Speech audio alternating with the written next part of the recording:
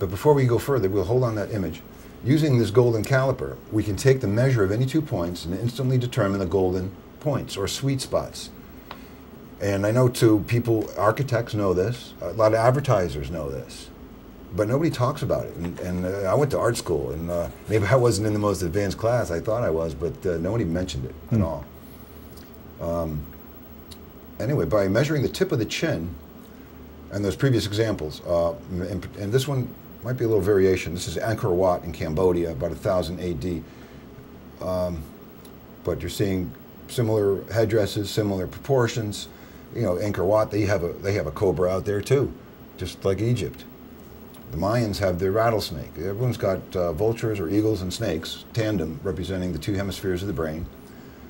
And but we have this natural canon of proportion that clearly was known and is used to this day. I got a quick question for you. Are there any of these actually on the human face? Have you studied just a person? Yeah, zoom in on my face. Oh, this might not be big enough, or perhaps I may not be handsome enough for it to work. It's going to stick me in. No, we better not mess with that.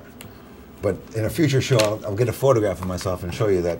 Well, I think every person would fit into this. Yeah. It's not really beauty. It's just this physical nature, and people hype it as beauty because they don't want to get the real deal. We talked about landscapes. Well, all landscapes use this. Any famous landscape you have, show me the major device, measure it, measure the horizontal width. It's all going to be in place, I guarantee you. But you need one of these devices for the efficient. Look at this thing. It's thousands of years BC. Primitive, what's a prehistoric sculpture. They're using the same principle. Why? And the width. I didn't show you. The others rotate as well. It determines the edge of the nose, an eye, etc., with the width of the brow, etc. Yeah, just keep going through those. Where are we up to? That was the Venus. Oh, this is my personal thing. Hold on now. I stumbled upon this while I was a realtor, and I am an artist and painter. And I began to take note of the old salt box houses in the Fairfield County, Connecticut area here. And I became fascinated because what was the difference between these simple colonial era houses and modern colonials? Can we get to well, we're going to get to those shortly. Why do the old ones appear to be so cute? So I built this on a grid. I put everything in there on the major and subsequent minor fulcrum spots. I like to call them fulcrums. And this worked. People really responded to this. And I was used to people liking my stuff, but this was uncanny, what just doing that did. And we can zoom in, you can see the next one on that little house. I used the proportions that I've discovered by just analyzing my favorite saltbox houses. That there's some variations on this, but a simple key to this is hold on, back up to that first one. The width of the windows, the golden point between the width of the windows determines the position of the door, either the door or the lintel above it, or the what's that structure called? The frieze or the pediment. Let's go to the next one. And shrinking that at 61% gives you the width of that left window and the position of the door. So it's in harmony. It looks good. You look at a modern colonial house where the architect didn't. Well, here we go. This is an old one. Hold it here. This rule is he did the left sides of both windows to determine the position of his door. Next one. This guy did what I did. The outsides got his door. So excuse me. A lot of the folk art people were doing this in the 1800s. I noticed that they were using the golden ratio to position their houses on their landscapes as well. And again, that's why I tried it on mine that we just saw previous. So I believe I stumbled upon this, what I think is a little formula here, okay? Now, here's where it got weird recently when I was preparing for this program. I was looking at images of Mayan cultures. Let's show the next number 1.4. Well, Okay, this is a temple in the Mayan Yucatan somewhere. Probably maybe 500 AD to 500 BC. I'm not quite sure. But look, the guy's using the same formula. I mean, I saw this picture and I go, wow, it looks just like my little house. In fact, the sun's hitting it the same way. So I was like, I couldn't resist just checking it out. And there's other harmonious values here too, but I was taken aback. I go, that's kind of cool. Let's check out Egypt. Next one. Oh, they're doing the same thing. So this is an Egyptian temple, very small one. Very cute, because they're using the golden mean. Of course, all hieroglyphics are golden rectangles. Well, almost all of them, but they're all using golden proportions. It's just the way you read Egyptian stuff is with this tool. You need one. But clearly, this is a precise thing that they're doing. Those are golden rectangle doors in a perfect harmonious relationship, 1,000 years before the Mayans and thousands of miles away. And yeah, they both had pyramids, but apparently they were in the same headspace or had been taught the same techniques from the same person or people. They didn't. It doesn't seem like they came out of each other. It doesn't seem the Mayans are not really related to the Egyptians other than the mathematics, which is a universal thing.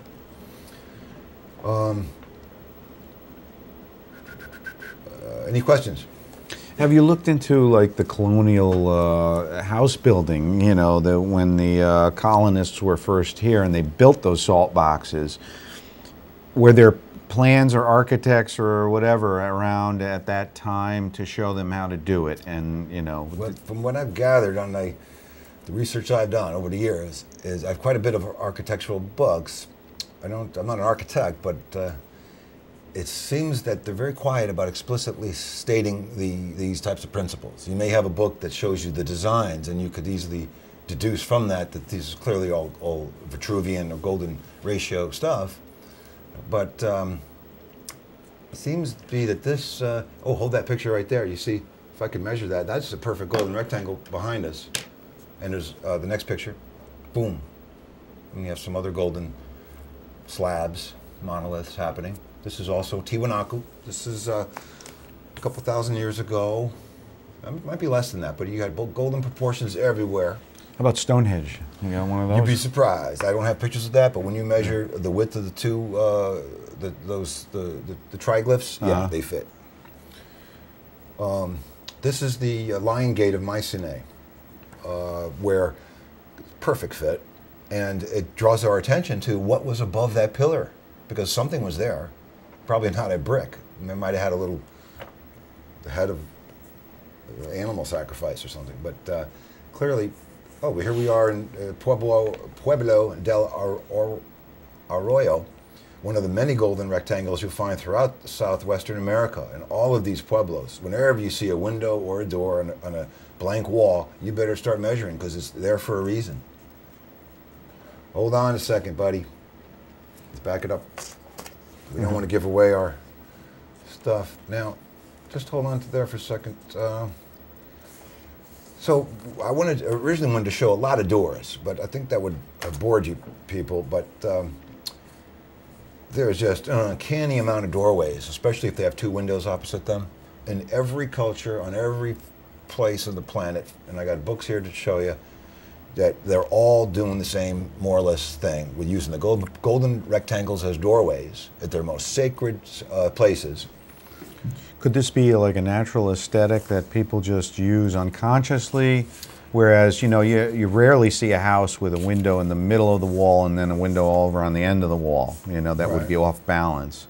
Could it be just an aesthetic thing that people have? I would like to think that that's what it is, but that would imply a different type of mindset that I don't think is being employed in our culture today. Well, that would be using the pineal gland to... Well, the pineal gland, of course, is the seat of the soul, as they say. I think the problem we have in our thinking in our modern world isn't so much what we believe in, it's the fact that we only listen to our analytical half of our brain, and we pretty much reserve the right hemisphere for movies and entertainment, and we don't use it, per se. So, sacred geometry is all about using that atrophying, dormant part of the brain before the left brain takes over completely. because I think that's the message I'm getting from all these ancient stuff. Anyway, it gets a little scary into the twilight zone here. If we go to the next one. You know, hieroglyphs go back 3,000 years, but this is about 10 to 20,000 years. And there ain't no hieroglyphs going on back then. And I started measuring all these paintings and prehistoric sculptures. We saw a Venus earlier. Let's check the grid on this. And I'm just saying it's a little bit funny that from the tip of the tail to the horn, all the extremes of the animal line up within the golden box. And the feet are at the right place. And the eye is kind of at the right place. It just kind of got me to thinking. Let's check the natural one. Next one. Here we have a grid breakdown where it's just kind of fits nicely. Next one, please. He's kicking his foot out of the box. He's not quite playing along, but I like the way his head fits in there. Let's keep moving. This is the most famous one. Best one, and of course he fits. I have too many lines on there, but clearly he fits within the rectangle. And if we create a few other subdivisions, we can find the actual matrix that the guy might have used. And there are primitive ways that they could have determined the golden point using a string with a sequence of like 5 and 8 knots or 8 and 13. All that could have been done, and there's ways to make squares. You split a square in half, take the diagonal, and rotate it down, you get a golden thing. So there's little tricks that could have been taught. Nothing they would have stumbled upon, because this is completely not needed for your average primitive culture. You don't need to be thinking about this stuff. Or do you? Or do we?